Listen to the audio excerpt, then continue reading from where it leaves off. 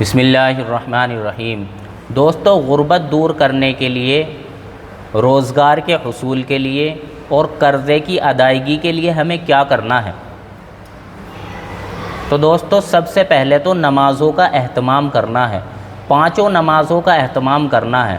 مرد حضرات ہیں تو پانچوں نمازیں پابندی کے ساتھ جماعت کے ساتھ پڑھیں اور عورتیں گھر میں پڑھیں، اور استغفار کی کثرت کریں، یعنی کثرت سے استغفار پڑھیں، اور مغرب کی نماز کے بعد سورہ واقعہ پڑھنے کا معمول بنائیں،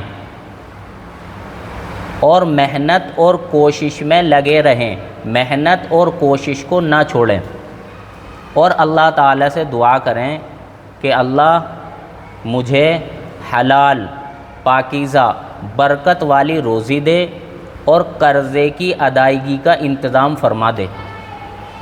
اور ہر فرض نماز کے بعد 7 مرتبہ اس دعا کو پڑھیں، اللہم اکفنی بحلالک عن حرامک واغننی بفضلک عمن سواک۔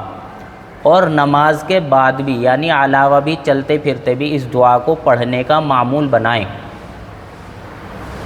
اور وضو کے درمیان اس دعا کو پڑھنے کا معمول بنائیں، اللہم اغفر لی ذنبی ووسع لی فی داری وبارک لی فی رزقی۔ اور دوستو، روزگار کے حصول کے لیے سورہ شورى کی آیت نمبر 19، اللہ لطیف بعبادہ یرزق من یشاء وہو القوی العزیز، اس آیت کو فجر کی نماز پڑھنے کے بعد اپنی جگہ پر بیٹھے رہیں اور اس آیت کو 70 مرتبہ پڑھیں۔ پھر اس کے بعد اشراق کی نماز پڑھیں اور اللہ تعالیٰ سے حلال، پاکیزہ، برکت والی روزی مانگیں۔ اگر آپ یہ کام کریں گے تو اللہ تعالیٰ آپ کے تمام مسئلوں کو حل کر دے گا۔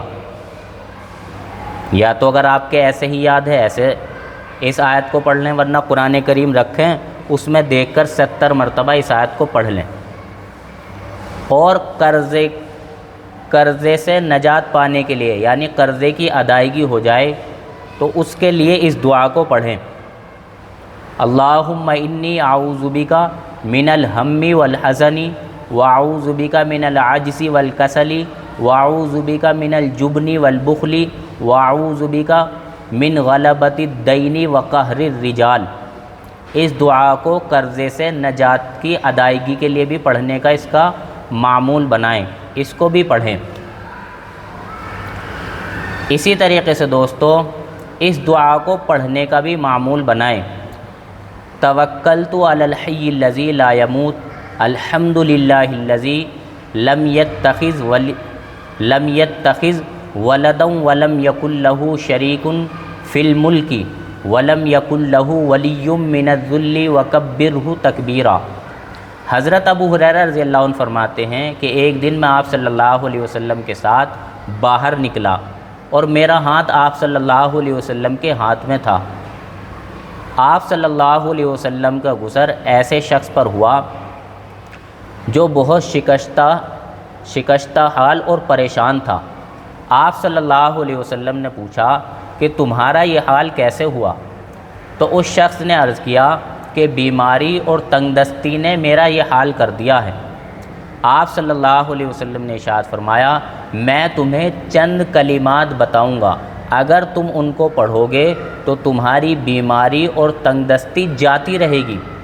تو پھر آپ صلی اللہ علیہ وسلم نے اس شخص کو یہ کلمات سکھائے، توکلت علی الحی الذی لا یموت الحمد للہ الذی لم یتخذ ولدا ولم یکن لہ شریک فی الملک ولم یکن لہ ولی من الذل وکبرہ تکبیرا۔